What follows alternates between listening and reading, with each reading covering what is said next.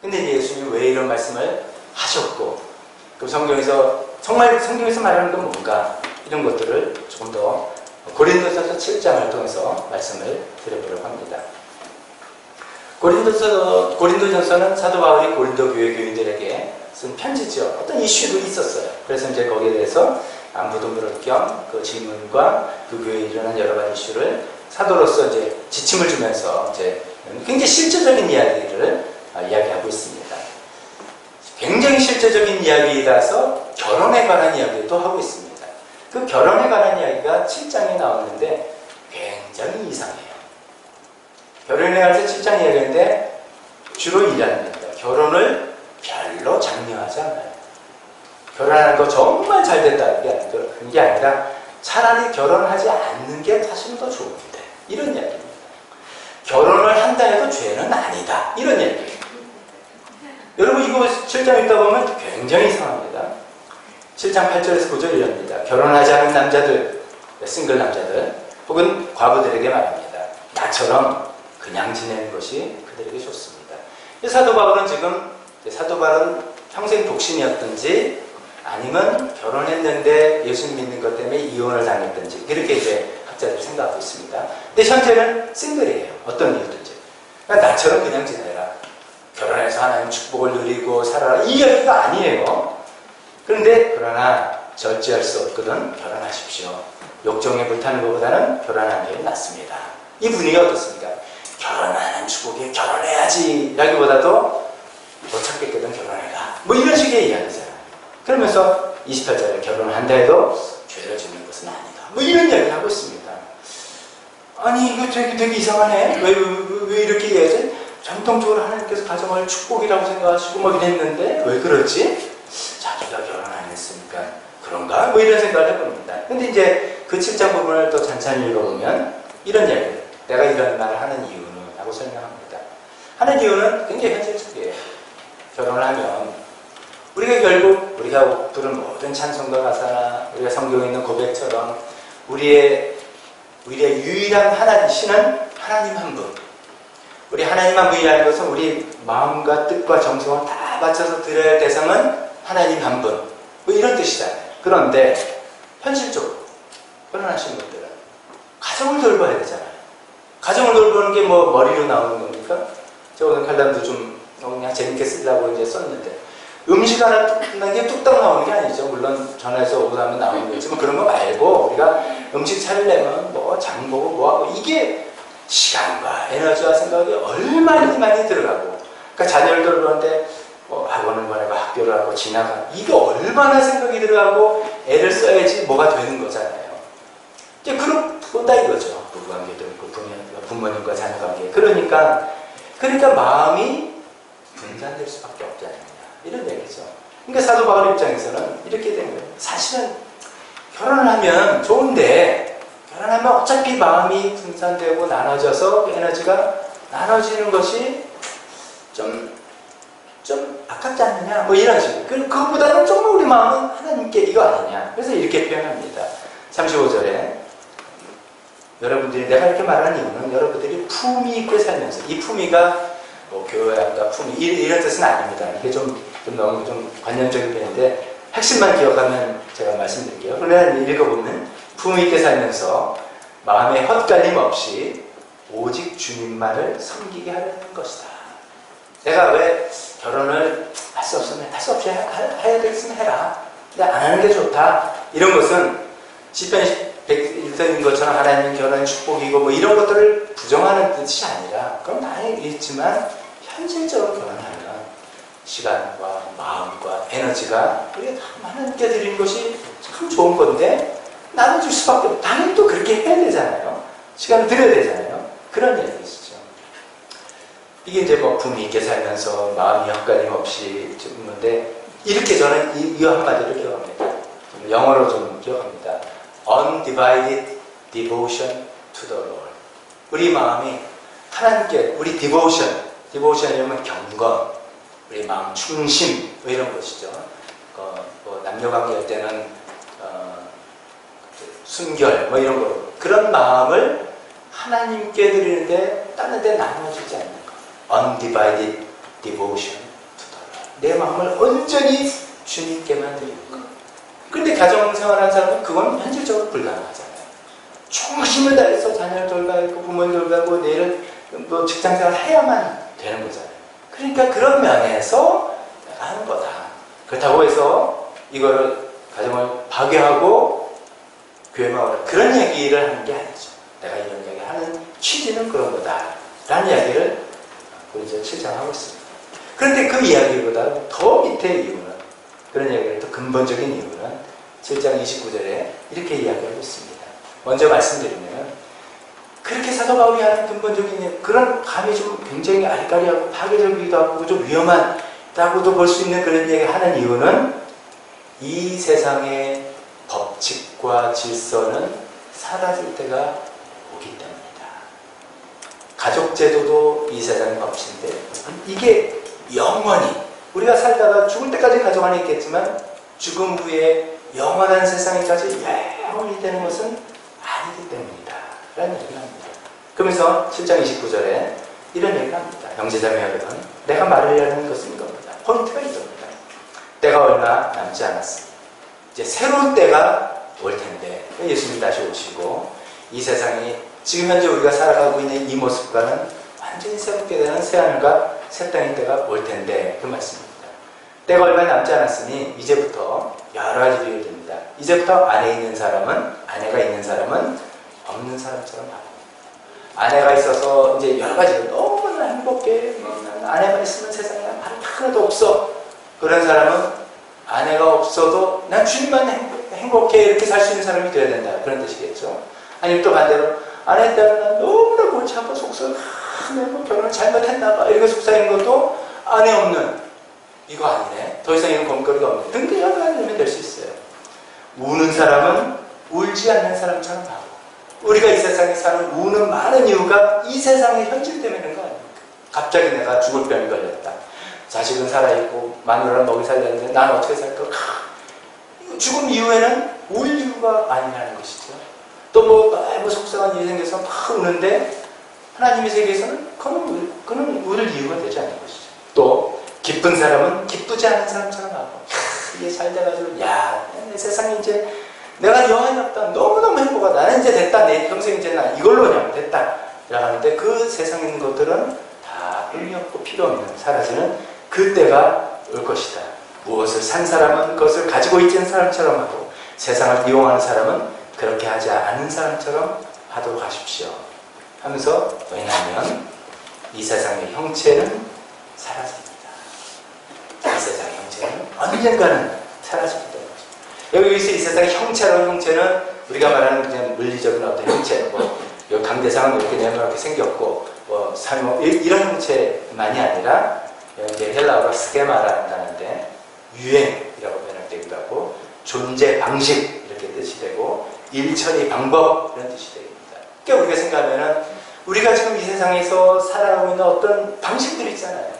사람이 태어나서 남자 아니면 여자로 태어나서, 뭐 동성애 이런 거 뺍시다, 그 주제 빼고 남자 여자라서 결혼해서 가정을 꾸려서 자녀를 낳고 부모를 봉양하고 자녀를 키우고 살아가는 방식, 이 세상에서 음식을 먹고 소화해서 어떻게 하는 방식, 뭐 하는 이런 모든 삶의 방식들이 언젠가는 사라지는 그때가 오기 때문이다.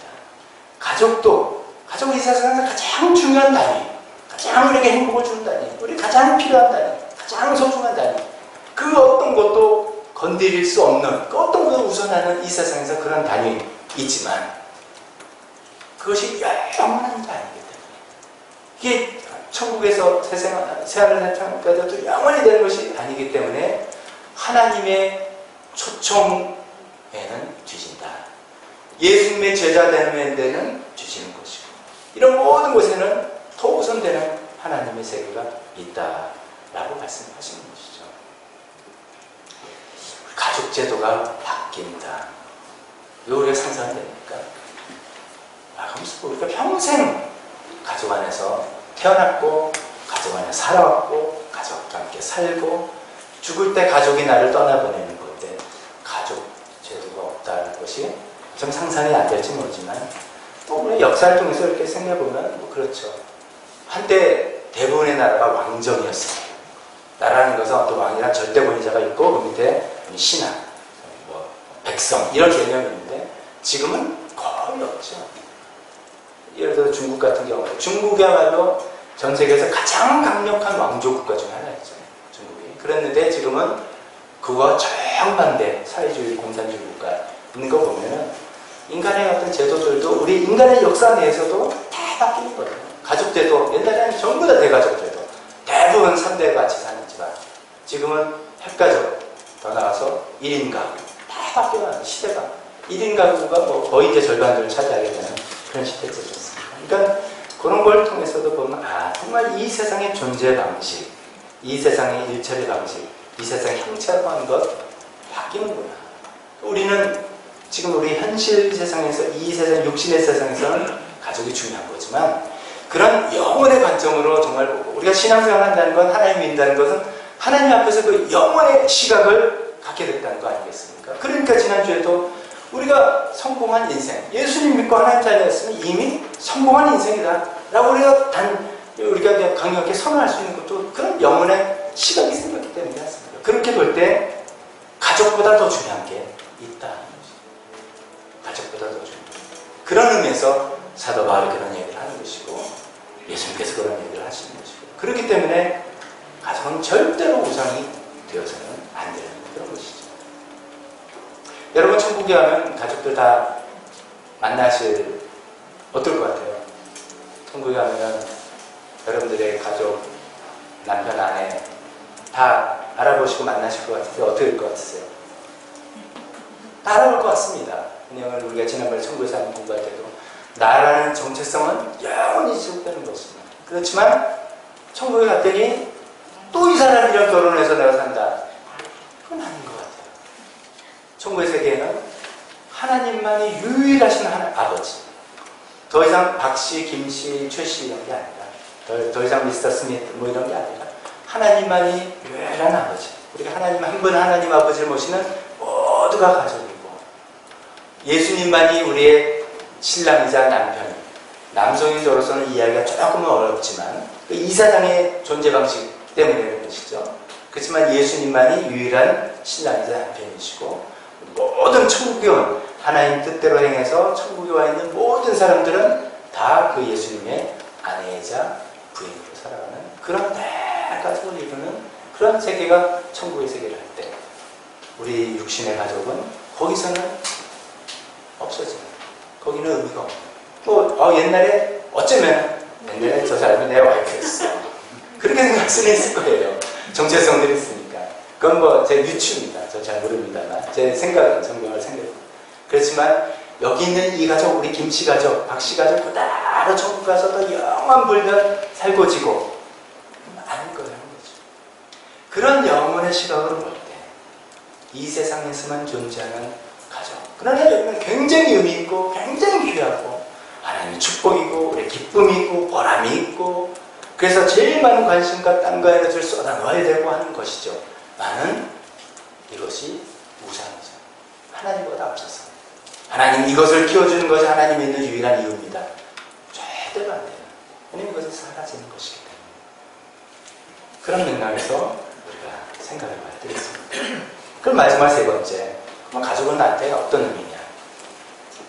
그래서 제가 오늘 부제를 이렇게 천국을 위한 섬김의 훈련자 이렇게 말씀 잡아봤습니다. 이 말은 가족에서 섬김을 해야지 천국에 간다는 뜻이 아닙니다. 그런 뜻이 아니라 우리는 예수님 믿고 다 천국으로 가게 되어 있는 존재들인데, 그 과정에서 계속 섬김을 훈련하고 연습해야 되는데 1차 무대가 가족이다. 가장 우리가 시간을 많이 보내야 돼요. 물론 이제 직장 생활과 물리적인 시간을 많이 쓰겠지만 제일 많은 관심과 에너지가 아무래도 가족이잖아요. 가족이 되어야 되지 않습니까?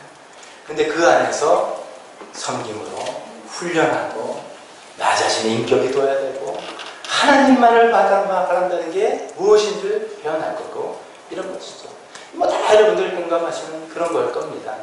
우리가 보통 이제 인격이 변화하고 우리가 좀 이렇게 성장이 되고 하는 것들에 필요한 요소 중에 하나는 이 관계를 오래가야 되는 겁니다. 끊지 않고 오래가야 되는 겁니다. 즉 예를 들어서 어떤 사람과 관계했는데 기분 나쁜 거예요. 세상 말하니까 아유, 저 사람 안 만나. 안 만나면 저 사람이 나를 기분 나쁘게 해주는 어떤 요소 때문에 내가 변화할 수 있는 찬스를 나는 내놓는 것이죠. 그래서 교회에서는 뭘 요즘은 하도 교회를 또 옮겨 다니시기도 하지만 다 손해입니다. 정말 하나님께서 우리를 변화시키는 찬스를 스스로 걷어차는 손해입니다. 끝까지 같이 있다면 결국은 나를 힘들게 하는 어떤 사람이지만 결국 그분 때문에 그 요소 때문에 나를 변하게 하는 축복을 내가 맛보게 되는데 그런 면에서 가족 이성의 훈련 무대가 없다는 것이죠. 가족관계는 어떻게 그렇습니까? 그리고 여러분 가족관계 중에 목사님 몰라서 그렇지 우리 가족은 너무 좋아요. 목사님 가족은 좀 문제 있는 가족인지 모르지만 저희 가족은 다들 너무 좋고 무슨 얘기를 하시는지 좀 모르겠어요. 그런 분들 혹간 있을지 모르겠지만 아니지 않습니까 사실은. 가족이야말로 제일 우리를 아픈 데를 찌르고 굉장히 잔인하게 찌르고 원적적인 이야기를 막 하는 사람들이 가족이잖아요. 그런 가운데에서 근데 기분 나쁘니까 나 가족 끊어버려? 못한단 말이죠. 아니 그런 경우도 있어요. 극단적으로. 그러면 우리 그건 양심에 걸리죠. 나 가족을 저버리는 거예요. 이렇게 되니까 되게 그렇지 않죠. 끙끙 신음하고 상처를 끄안고 왔지만 또 가족이라는 이름만의 곳이 언젠가 또 회복의 시간도 오고 서로 화해의 시간도 오고 사랑의 시간도 오고 그러면서 내가 변하게 되고 가장 좋은 무대가 가족이지 않습니까? 또 이런 것도 있지 않습니까? 특히나 자녀를 키우면서 배우자는 마찬가지입니다. 마음을 왜 저렇게 먹을까? 저거 저렇게 막 먹으면 안 되는데 그 생각을 못 쳐라. 그렇게 예를 아무리 말해봤자 안 되잖아요. 근데 그러면 예를 들어 자녀 같은 그래 고생 직사게 해봐야지. 직사게 해서 깨달아야지. 근데 고생 직사게해서 깨닫기 하다가는 인생의 기회를 놓칠 것 같은 그런 것들이 많이 있잖아요. 갖다 봐도 사람의 마음을 가족의 마음을 변화시키게 나에게는 능력이 없다. 나는 아무 힘이 없구나를 결국 깨닫는 거 아닙니까? 근데 이게 남이라면 알아서. 근데 가족인데 이게 안 되잖아요. 그러면 유일한 방법은 마지막 방법은 뭐예요? 하나님께 들고 하는 것밖에 없는 거죠. 하나님, 저 사람 어떻게 해주세요? 변화시켜주세요. 하나님께 무릎 꿇고 내가 포기할 수 없고 내가 사랑하는 가족을 변화하는 내 힘으로는 안 돼.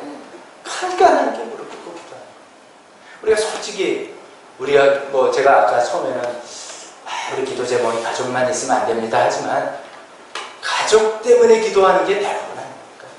우리가 가장 진실한 기도는 가족 때문에 나오는 게 또 사실 아닙니까? 또 그게 맞는 거. 그걸 하나님께서 넌 틀렸다 그러지는 않으실 것 같아요. 근데 그 기도가 이것이 되게 해주세요만이 아니라 그런 기도를 통해서 나 자신 깨어지고 나 자신 하나님만 바라고 하나님밖에 할 수 없습니다. 경험을 그러면서 우리가 또 가족을 섬기고 사랑하고 품고 용납하고 조건 없는 하나님의 사랑이라는 것을 유일하게 경험해 보는 가장 근접한 그런 단위. 해도 혹시 조건 가족이니까 또 받아줘야죠. 그런 것들을 경험해 나가는 그런 것이지 않을까 싶습니다. 가족은 천국을 위한 섬김의 훈련장, 사랑의 연습장.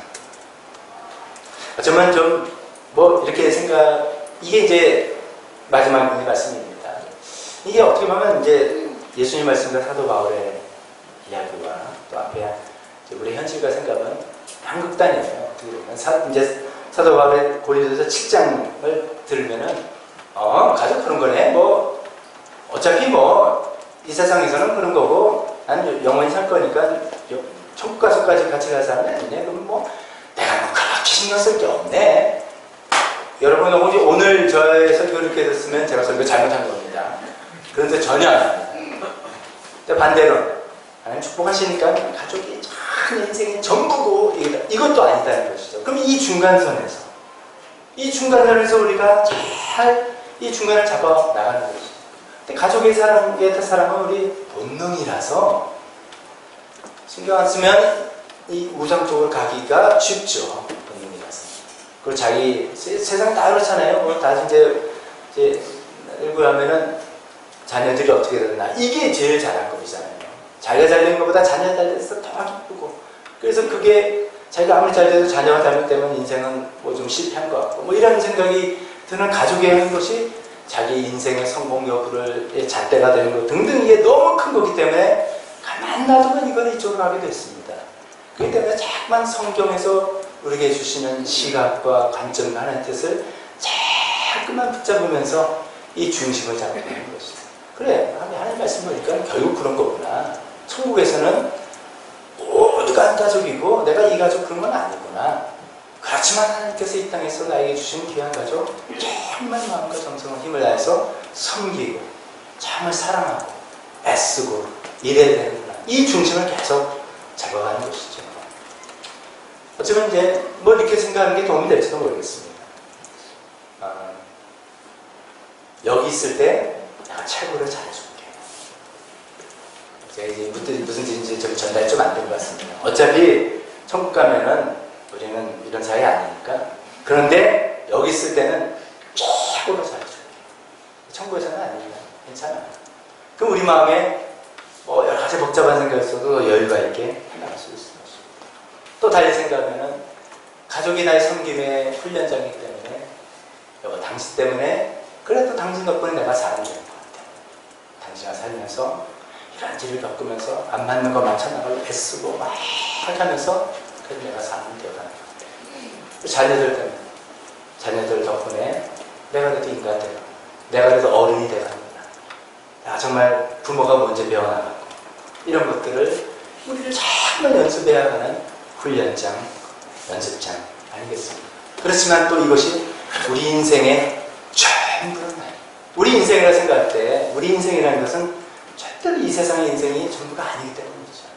우리가 예수님을 믿는 순간 우리 인생에 완전히 그 시각을 우리는 확보하지 않습니까? 이 세상에 살다가 천국에서 영원한 삶을 사탕에서 사는 영원한 삶으로 하나님께서 우리한 인도한 그 세상을 사는 그 인생이 있는데 여기서는 이것을 최선을 다해서 내가 섬기리라. 그러나 우상되지 않으리라. 내 인생의 최종 목표는 되지 않으리라. 내가 믿고 섬기는 유일한 분은 하나님이리라. 이 긴장상태, 이 두 가지 측에서 균형을 잘 잡아서 나가시는 모두가 되었으면 좋겠습니다. 우리 반주했을 때 잠깐 한번 기도하면서 우리 또 마음을 또 한번 몇 가지 점검을 해봤으면 좋겠습니다. 첫 번째 점검은 가족이 하나님께서 주신 축복입니다. 축복인데 그 축복 가운데서 우리가 정말 우리 가족들을 내가 제대로 돌보는가, 우리 부모님들을 내가 정말 돌보는가, 내 형편에 맞게. 그러니까 각자 형편과 사정이 다 다르겠지만 내 형편에 맞춰서 최선을 다해서 정말 돌보는가, 내 자녀들을 정말 돌보는 아빠인가, 자녀를 정말 돌보는 엄마인가. 그거 하나님 앞에 정직하게 또 한번 예수님 나와서 미쳐놓고 청구를 해봅시다. 두 번째 생각해봤습니다. 내가 우리 가족을 너무 사랑하는데 너무나 기쁘고 정말 이 행복한데 그것이 하나님을 사랑하는 것보다 더 큰 건 아닌가. 가족으로 오는 기쁨보다 하나님 오는 기쁨이 요즘 잘 모르겠다. 하나님께서 우리 가족을 축복해 주시고 이 가족이 내가 정말 행복하게 되는 것을 도와주시는 분 정도로만이라고 하는데 그건 하나님의 우상, 가족이 우상이라는 것인데요. 내 가족 사랑과 하나님 사랑을 우리 잘 또 한번 비교해보면 좋겠습니다. 세 번째로는 우리 잔치에 미연한 것처럼 하나님의 초대에 나는 기꺼이 응하겠는가.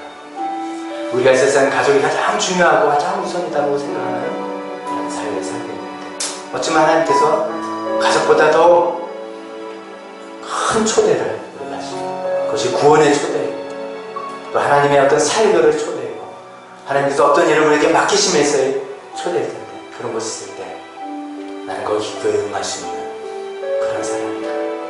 또 주님에게 솔직하게 정직하게 기도해 보는 시간 같이 가도록 하겠습니다. 기도하겠습니다.